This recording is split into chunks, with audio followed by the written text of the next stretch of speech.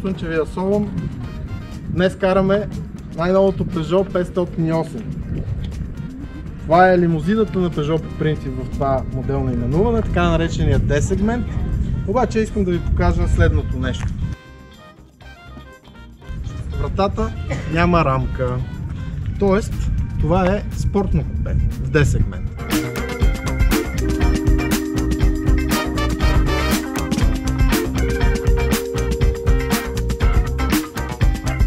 Каквото и да ви кажа за техническите данни на тази кола, някак си ще бледнее пред този дизайн.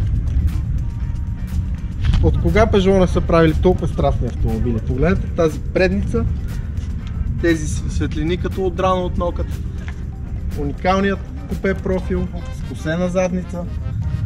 Да, отзад не е чак толкова широко поради тази причина, но естетиката на автомобила е изключителна.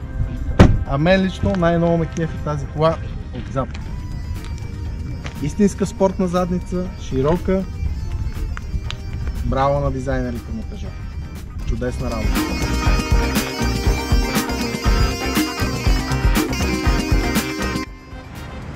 За да получи този изящен купе профил е създадено така наречената Fastback или Liftback. Това означава, че багажникът се отваря заедно с задното стъкло.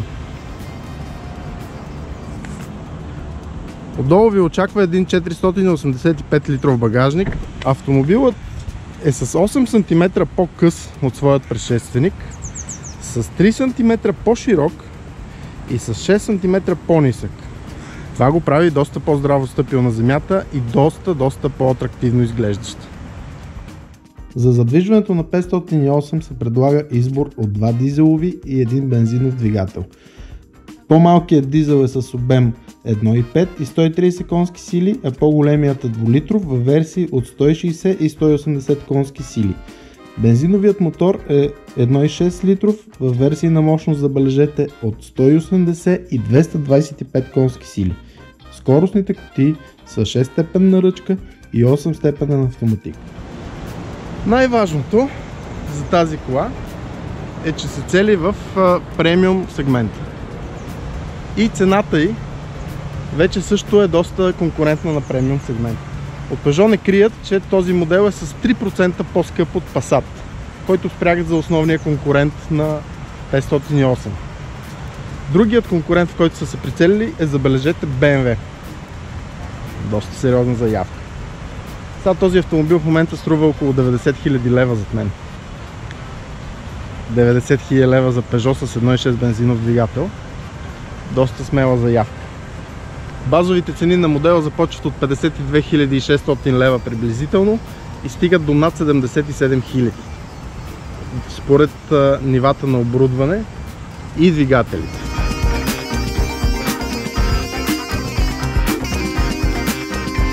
Сега това е бензинова кола зад мен. Ако искате бензинов автомобил с 6 степенна ръчна скоростна кутия, няма да стане.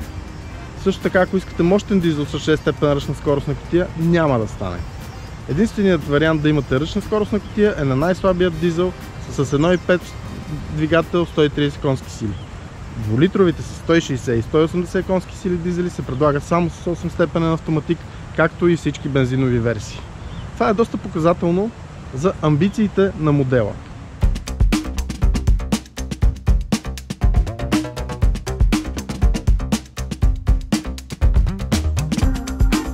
Тук на предната решетка откриваме един детайл, който е заемка от легендарният и доста успешен за времето си модел 504 на Peugeot. Ако се гледаме по-внимателно обаче, ще видим, че премиум амбициите могат да бъдат малко по-изпипани, защото на този чисто нов автомобил виждате как започва да се лющи емблемата. Сега това за автомобил за 90 000 лева някакси не върви. За първи път този автомобил се предлага и с активно окачване, което е снабдено с режим комфорт. Както спортен и нормален, което прави възможностите за избор на режими за шофиране доста по-неограничени и доста по-различни, както в премиум сегмента.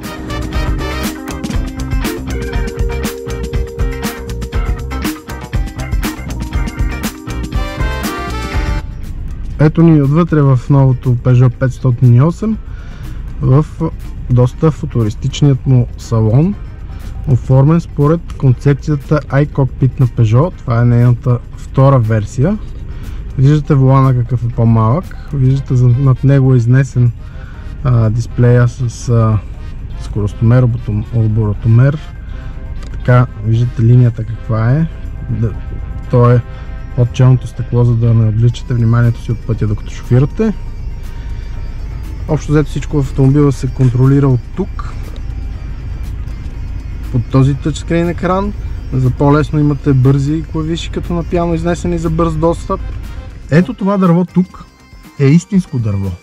Зебрано се нарича и идва от Конго. Кожата, използвана за седалките, пък е от бразилски говеда. Седалките вече са сертифицирани от Немската асоциация за здравето на гърба AGR. Те имат функции за масаж. Този автомобил предлага и доста модерни асистенти за водача. Паркирането, автоматичното паркиране става единствено и само с задържането на този бутон. Нито трябва да пипате волан, нито спирачка, нито газ. Държите бутона и колата сама се намества, както успоредно, така и перпендикулярно. За първи път автомобилът е снабден с системата Night Vision, която работи с до 250 метра обхват.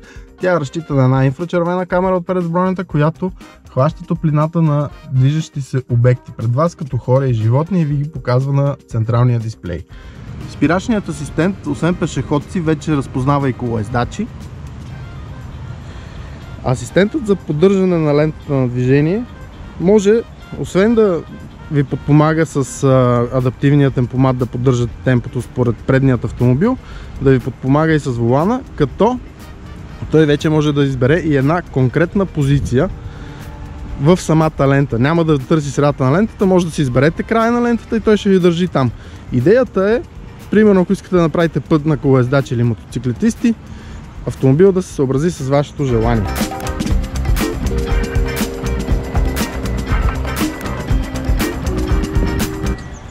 Двигателната гама ще бъде дообогатена и с една хибридна версия през септември 2019. Това ще е плагин хибрид с 220 конски сили. Амбицията на марката е да отхапе 5,8% от D сегмента. Дали ще се случи с тези цени, ще разберем.